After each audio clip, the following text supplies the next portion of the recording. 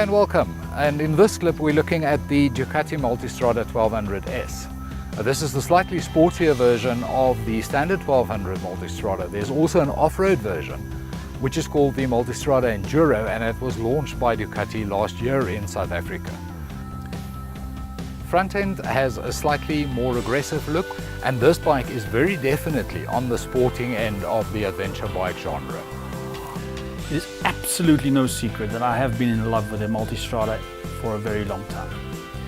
Now, ever since its release, I've loved the styling of this bike. I love the upright riding position. I mean, what's there not to love? And now, having had the opportunity to ride it, I must say that I am mighty impressed. This motorcycle doesn't pretend to be anything but a sport bike. One characteristic of this bike that I found absolutely addictive is the sound it makes when it accelerates. It's almost like it is sucking a hole in the ozone layer. But don't take my word for it, just listen to this. As you can expect from a high-end sport adventure motorbike, the Multistrada also has an automatically adjusted windscreen. When you start riding fast, you automatically lean forward, grab this handle and pull it up. In terms of instrumentation, it's got a full color TFT display, which is one up from the normal Multistrada. The normal Multistrada has just got a normal grayscale display. This is full color. The Multistrada has 4 riding modes. There's Sport, Touring, Urban and Enduro. Both Sport and Touring leaves the power at 160 horsepower, but Urban and Enduro cuts it down to 100 horsepower because the bike expects you to be riding on uneven terrain or even a wet surface. It even has Bluetooth. Now the Bluetooth, you can connect your phone, a GPS and 2 helmet comms to the unit on the bike, and the bike then organizes everything for you. There are a number of styling cues from the Italian manufacturer.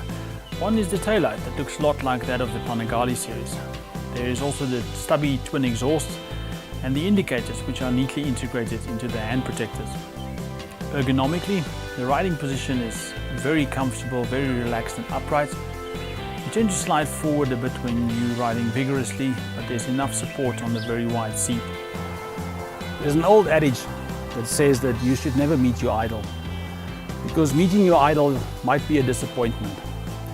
Now, as I said in the beginning, I've always idolized the Multistrada, and it didn't disappoint at all.